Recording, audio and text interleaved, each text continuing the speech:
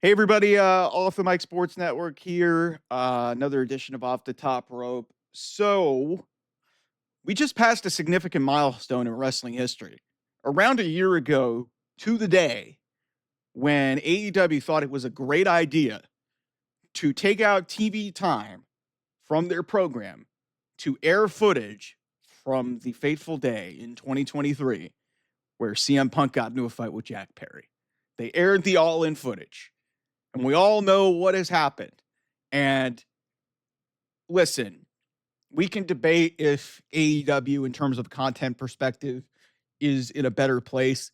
But I'm here to tell you, a year removed from this decision, which was just a horrible decision and a panic move by Tony Khan to basically, try to publicly shame CM Punk after CM Punk went on Ariel Helwani's show, was asked questions about the incident, told the truth because he didn't have any NDAs on it. And then AEW thought it was a great idea, and Tony Khan thought it was a great idea to air security footage of an incident that happened just about a year prior to that at their biggest event of the year, and tried to use it as means to build a feud between the Young Bucks and FTR. And listen, let's take a look at this for a second and just, break down exactly, where this company is right now. Because listen, from a talent perspective, AEW, I don't think has had a better roster than they do right now. Like they've got Will Ospreay. They've got Will Ospreay. MJF has come back. Adam Cole has come back from injury. John Moxley is the world champion. And, hey, you can say what you want about this John Moxley character, but John Moxley is still a top level performer in this industry. And yet, for some reason, here we are almost a year, just over a year since that point. Do we think AEW is in a better spot than they were a year ago when they aired that footage? No. Mercedes Moné, one of the top female free agents, hadn't even had her first match yet. Here we are a year later. Nobody wants to see her on television. Like, the creative decision making in this company has been bad for a while, but it's almost like this company has completely just gone off the deep end since making that decision to air the CM Punk footage. And the crazy thing about the CM Punk footage and what the decision to do that is at every single turn from showing that footage to now, CM Punk has been proven right. Like, what more evidence you need? Let me give you guys an example of this place being a sloppy shop and just like, not being run like a normal business. I don't know if you guys caught this, but and it's made its way over the internet over the last couple of days. During the closing stretch of Dynamite on Wednesday, Hook was throwing up in the ring. Yet, even after seeing this, they had a planned spot to put him like ribs first onto a chair, onto the back portion of a chair, and they still did it, even though you could see the vomit in the ring. What in the world is this company doing? And it's just like you see from week to week, like we saw the Megan Bain, Thunder Rosa, Penelope Ford chair spot. Like they don't believe in production meetings. They don't believe in just the basics of fundamental storytelling.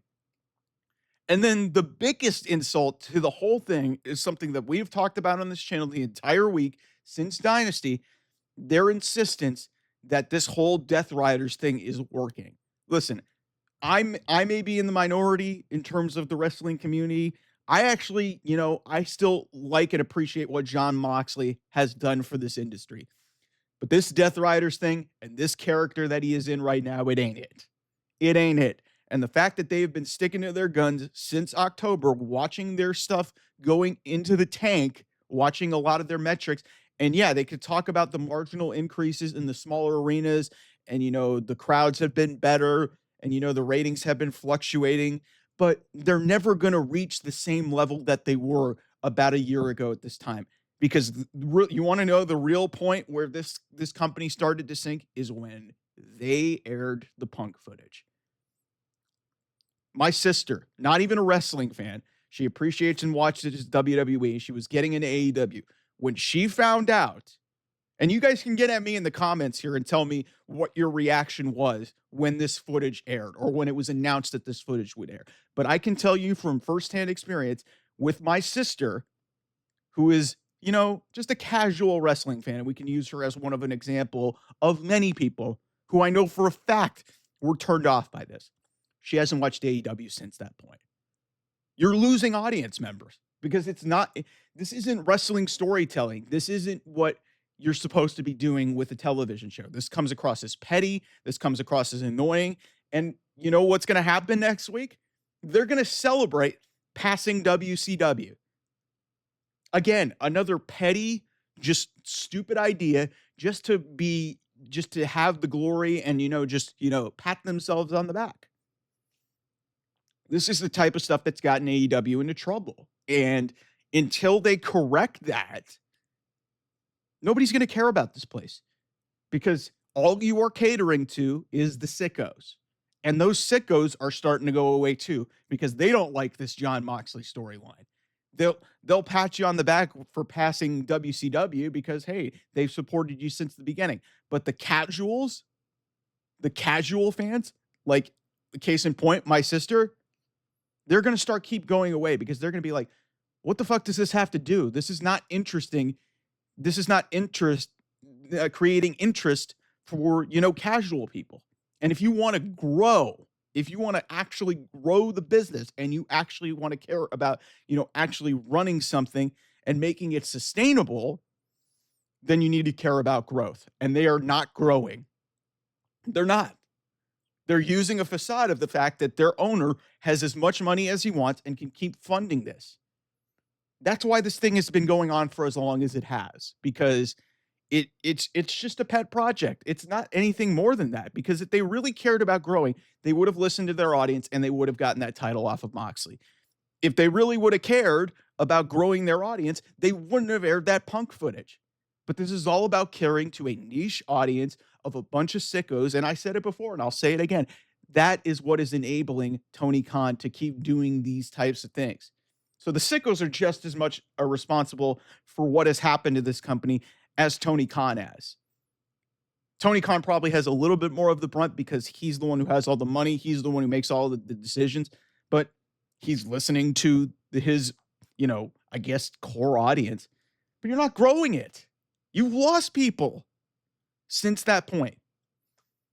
But a year since airing that footage, man, this company is not in a better spot.